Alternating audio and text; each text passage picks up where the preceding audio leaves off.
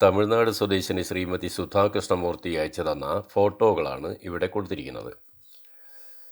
അവരുടെ മകൻ വേദിൻ്റെ ഫോട്ടോ ആണിവ. മകൻ്റെ നെറ്റിയിൽ ഉണ്ടായ മുറിവ് യൂറിൻ ഉപയോഗിച്ച് വളരെ എളുപ്പത്തിൽ ഉണങ്ങിയത് സംബന്ധിച്ച അനുഭവമാണ് അവർ അറിയിച്ചത്. നോട്ട് ബുക്ക് എടുത്തു വരാൻ അവർ കുട്ടിയോട് പറഞ്ഞു. ഇതിനിടയിൽ ബുക്ക് ഷെൽഫിൻ്റെ മുകളിൽ വെച്ചിരുന്ന പന്ത് എടുക്കുവാൻ അവൻ കസേരകൾ മേൽക്കുമേൽ എടുത്തു വെച്ച് കയറി. ഇളകി നിന്നിരുന്ന റാക്ക് അവൻ്റെ നെറ്റിയിലേക്ക് വീണ് മുറിവേറ്റു. നന്നായി രക്തമൊഴുകി. മൂത്രത്തിൻ്റെ സിദ്ധിയെക്കുറിച്ച് അറിയാത്ത ഒരമ്മയായിരുന്നെങ്കിൽ ഉടൻ കുട്ടിയെയും എടുത്ത് ആശുപത്രിയിലേക്ക് ഓടുമായിരുന്നു.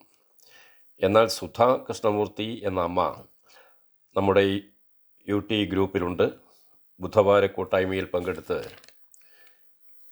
അനുഭവസ്ഥരുടെ യൂറിൻ തെറാപ്പി അനുഭവങ്ങൾ കേൾക്കാറുണ്ട്. മറ്റൊന്നും ആലോചിക്കാതെ അവർ ഒഴിച്ച ഉടനെയുള്ള മൂത്രം മുറിവായിൽ ഒഴിച്ചു കൊടുത്തു. പിന്നെ പഞ്ഞി മൂത്രത്തിൽ കുതിർത്ത് മുറിവിൽ വെച്ചിട്ട് കെട്ടി. ആദ്യ ദിവസം ഉണങ്ങുന്നതനുസരിച്ച് മൂത്രം മുറിവിൽ സ്ഥിരമായി വീണ്ടും വീണ്ടും ഒഴിച്ചുകൊണ്ടിരുന്നു. രണ്ടാം ദിവസം ഇടയ്ക്കിടെ യൂറിൻ പാക്ക് ചെയ്തു.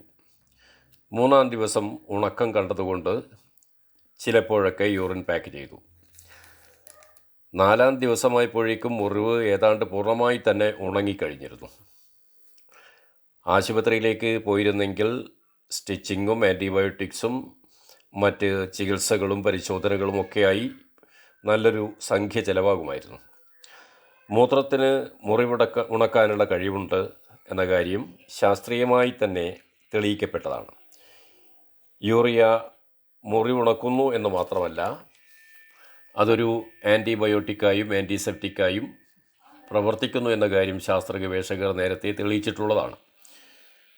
ഫോട്ടോ സഹിതം അനുഭവം അറിയിച്ചതിന് ശ്രീമതി സുധാ കൃഷ്ണമൂർത്തിക്ക് അഭിനന്ദനങ്ങൾ, കൃതജ്ഞത.